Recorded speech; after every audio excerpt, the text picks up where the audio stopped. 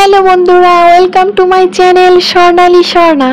তো আজকে আমি নতুন একটা রেসিপি নিয়ে চলে আসলাম। আজকে দেখতে পেয়েছো আমি কিছুটা চিংড়ি মাছ ধুয়ে নিয়েছি। তো চিংড়ি মাছের রেসিপি হবে, আমি করব চিংড়ি মাছ ভাপা রেসিপি। তো এই চিংড়ি মাছ ভাপা রেসিপিটা খুব কম সময়ের মধ্যে করা যাবে। যদি হাতে কম সময় থাকে তাহলে এই রেসিপিটা অবশ্যই তোমরা বাসায় ট্রাই করতে পারবে। আমার কাছে কম সময় ছিল তাই এইটা আমি রেসিপিটা করলাম আর তোমাদের সাথে শেয়ার করলাম। দেখো, ফার্স্টে আমি কিছু চিংড়ি মাছ ধুয়ে নিয়েছি ভালো করে, আর তাতে আমি সরিষা বাটা, কালো সরিষা বাটা ইউজ করেছি, আর কিছুটা জিরা বাটা ইউজ করেছি, আর 1 চা চামচ হলুদ ইউজ করলাম, আর 1 চা চামচ মরিচের গুঁড়ো ইউজ করব।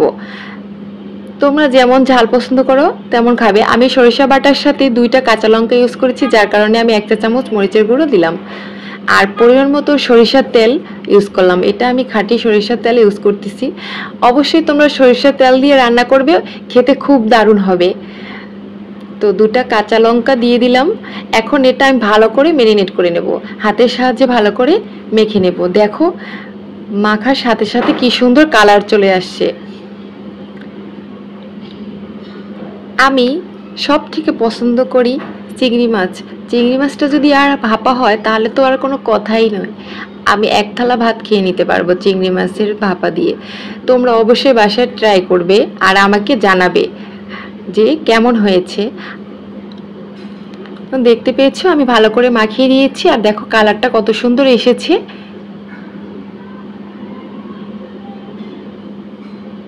এই দেখো আমার মাখানো কমপ্লিট। এখন আমি উপর থেকে একটা কাঁচা লঙ্কা দিয়ে দেব।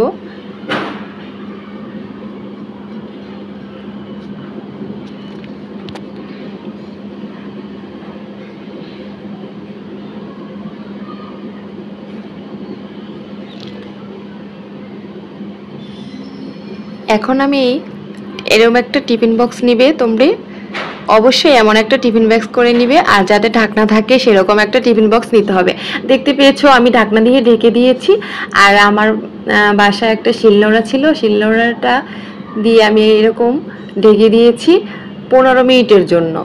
আর এরকমভাবে রাখবে। অবশ্যই অনেকে ভাতেও ভাপা করতে পারো, তো আমার ভাত আগে থেকে হয়ে গেছিলো যার কারণে আমি এরকম করতেছি। তোমরা অবশ্যই ভাতে ট্রাই করে দেখতে পারো, দুইটাই ভালো হবে।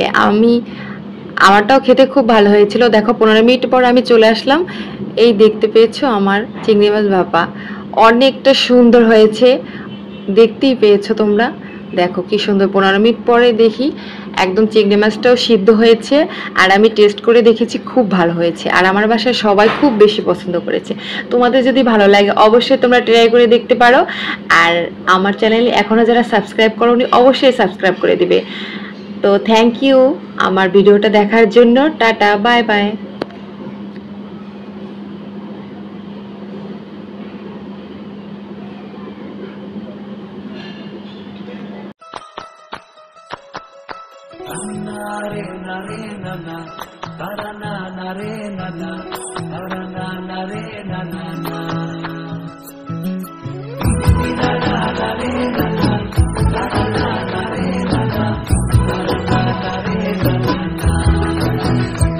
তোকে আগলে রাখি আর হেলায় যাতে সময় না যায়, আগলে রাখি এই নয়ন তোকে বড্ড হারায়, তোকে তোকে তোকে ভালোবাসি।